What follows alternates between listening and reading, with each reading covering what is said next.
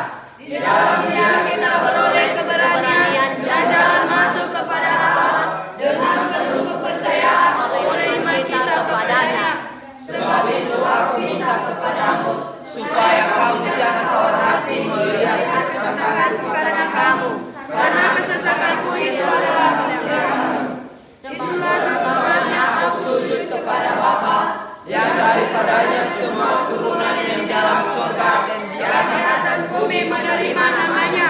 Aku berdoa supaya Dia menurut kekayaan kemuliaan-Nya menguatkan dan meneguhkan kamu oleh Roh-Nya di dalam hatimu, sehingga oleh iman Kristus dia di dalam hatimu dan kamu berakal serta berdasar di dalam kasih. Aku berdoa supaya kamu bersama-sama dengan segala orang kudus dapat memahami betapa lebarnya dan panjangnya dan tingginya dan dalamnya kasih Kristus, dan dapat mengenal kasih itu sekalipun dia melampaui segala pengetahuan.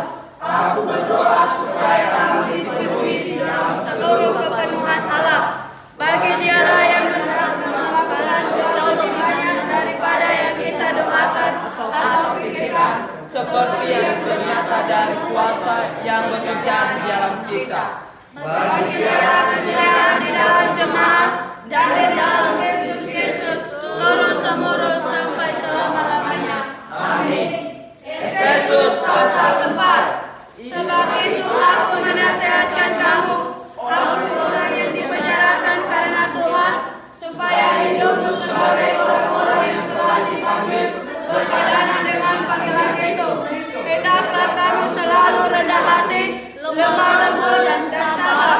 Tunjukkanlah kasihmu dalam hal saling membantu dan berusaha memelihara kesatuan roh oleh ikatan damai sejahtera, satu tubuh dan satu roh, sebagaimana kamu telah dipanggil kepada satu pengharapan yang terkandung dalam panggilanmu.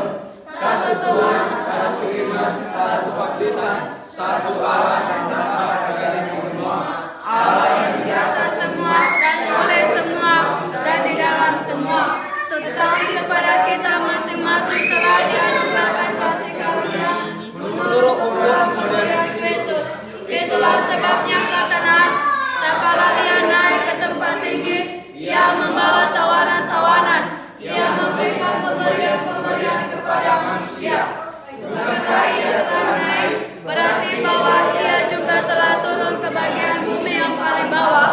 Ia yang telah turun, ia juga yang telah naik jauh lebih tinggi daripada semua langit untuk memandukan segala sesuatu. Dan dia memberikan baik rasul-rasul maupun nabi-nabi, baik pemerintah-pemerintah Injil maupun pembawa-pembawa dan pengajar-pengajar, untuk memperlengkapi orang-orang kudus bagi pekerjaan pelayanan, bagi pembangunan tubuh Kristus, sampai kita semua telah mencapai kesatuan iman dan pengetahuan yang benar tentang anak Allah, kedewasaan penuh dan tingkat pertumbuhannya sesuai dengan kepenuhan Kristus, sehingga kita bukan lagi anak-anak yang diombang-ambingkan oleh rupa-rupa angin pengajaran, oleh permainan palsu manusia dalam kelicikan mereka yang menyesatkan, tetapi dengan teguh berpegang kepada kebenaran di dalam kasih kita bertumbuh di dalam segala hal ke arah Dia,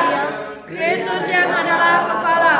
Daripadanya lah seluruh tubuh yang rapi tersusun dan diikat menjadi satu oleh pelayanan semua bagiannya, sesuai dengan kadar pekerjaan tiap-tiap anggota menerima pertumbuhannya dan pembangunan dirinya dalam kasih. Sebab itu katakan dan kutegaskan ini kepadamu di dalam Tuhan, jangan hidup lagi sama seperti mereka orang yang tidak mengenal Allah, dengan pikirannya yang sia-sia dan pengertiannya yang gelap, jauh dari hidup persekutuan dengan Allah, karena kebodohan yang ada di dalam mereka dan karena kedegilan hati mereka.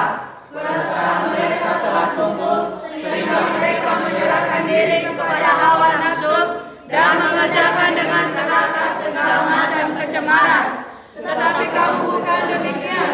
Kamu telah belajar mengenal Kristus, karena kamu telah mendengar tentang Dia dan menerima pengajaran di dalam Dia menurut kebenaran yang nyata dalam Yesus, yaitu kamu berhubungan harus menanggalkan manusia lama yang menemui kebinasaannya oleh nafsunya yang menyesatkan, supaya kamu dibaharui di dalam roh dan pikiranmu dan mengenakan manusia baru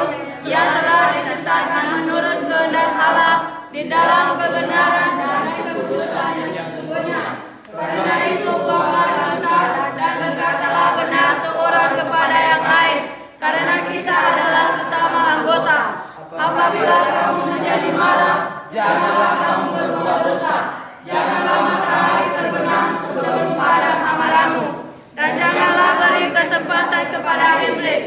Orang yang mencuri, janganlah ia mencuri lagi, tetapi baiklah ia bekerja keras dengan melakukan pekerjaan yang baik dengan tangannya sendiri, supaya ia dapat membagikan sesuatu kepada orang yang berkekurangan.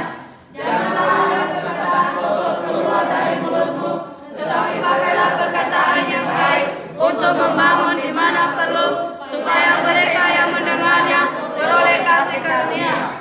Dan janganlah kamu melukakan Roh Kudus Allah yang telah menyertakan kamu menjelang hari penyelamatan. Segala kepahitan, kegeraman, kemarahan, pertikaian, dan fitnah hendaklah dibuang dari antara kamu. Demikian pula segala kejahatan. Tetapi hendaklah kamu ramah seorang kepada yang lain, penuh kasih mesra dan selalu mengampuni, sebagaimana Allah di dalam Kristus telah mengampuni kamu. Efesus pasal 5. Sebab itu jadilah penurut-penurut Allah seperti anak-anak yang kekasih, dan hiduplah di dalam kasih, sebagaimana Kristus Yesus juga telah mengasihi kamu dan telah menyerahkan dirinya untuk kita sebagai persembahan dan korban yang harum bagi Allah. Tetapi percabulan dan kecemaran atau keserakahan disebut saja pun jangan di antara kamu, sebagaimana sepatutnya bagi orang-orang kudus. Demikian juga perkataan yang kotor, yang kosong, atau yang sembrono, karena hal-hal ini tidak pantas, tetapi sebaliknya ucapkanlah syukur. Karena ini baik-baik, tidak ada orang Sunda, orang cemar, atau orang serakah, artinya penyembah berhala yang mendapat bagian di dalam kerajaan Kristus dan Allah. Janganlah kamu disesatkan orang dengan kata-kata yang hampa, karena hal-hal yang demikian mendatangkan murka Allah atas orang-orang durhaka. Sebab itu janganlah kamu berkawan dengan mereka. Memang dahulu kamu adalah kegelapan, tetapi sekarang kamu adalah terang di dalam Tuhan. Sebab itu hiduplah sebagai anak-anak terang, karena terang yang berbuahkan kebaikan dan keadilan dan kebenaran. Dan itulah apa yang berkenan kepada Tuhan. Janganlah turut mengambil bagian dalam perbuatan kegelapan yang tidak berbuahkan apa-apa, tetapi sebaliknya telajahilah perbuatan-perbuatan itu. Sebab menyebutnya saja pun apa yang dibuat oleh mereka di tempat-tempat yang tersembunyi telah memalukan. Tetapi segala sesuatu yang sudah ditelajangi oleh terang itu menjadi nampak. Sebab semua yang nampak adalah terang. Itulah sebabnya dikatakan, bangunlah hai kamu yang tidur, dan bagilah dari antara orang mati, dan Kristus akan bercahaya atas kamu. Karena itu perhatikanlah dengan sesama bagaimana kamu hidup. Janganlah seperti orang bodoh, tetapi seperti orang arif. Dan pergunakanlah waktu yang ada, karena hari-hari ini adalah jahat. Sebab itu janganlah kamu bodoh, tetapi usahakanlah supaya kamu mengerti kehendak Tuhan. Dan janganlah kamu mabuk oleh anggur, karena anggur menimbulkan hawa nafsu. Tetapi hendaklah kamu penuh dengan Roh, dan berkata-katalah seorang kepada yang lain dalam mazmur, hidup puji-pujian dan nyanyian rohani. Bernyanyi dan bersoraklah bagi Tuhan dengan segenap hati. Ucaplah syukur senantiasa atas segala sesuatu dalam nama Tuhan kita Yesus Kristus kepada Allah dan Bapa kita. Dan rendahkanlah diri seorang kepada yang lain dan dalam takut akan Kristus. Hai istri, tunduklah kepada suamimu seperti kepada Tuhan, karena suami adalah kepala istri, sama seperti Kristus adalah kepala jemaat. Dialah yang menyelamatkan tubuh. Karena itu sebagaimana jemaat tunduk kepada Kristus, demikian pula istri kepada suami dalam segala sesuatu. Hai suami, kasihilah istrimu sebagaimana Kristus telah mengasihi jemaat dan telah menyerahkan dirinya baginya untuk menguduskannya sesudah ia menyucikannya dengan memandikannya dengan air dan firman, supaya dengan demikian ia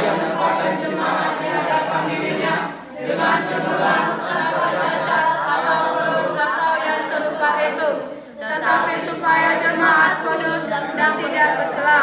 Demikian juga suami harus mengasihi istrinya sama seperti tubuhnya sendiri. Siapa yang mengasihi istrinya, mengasihi dirinya sendiri.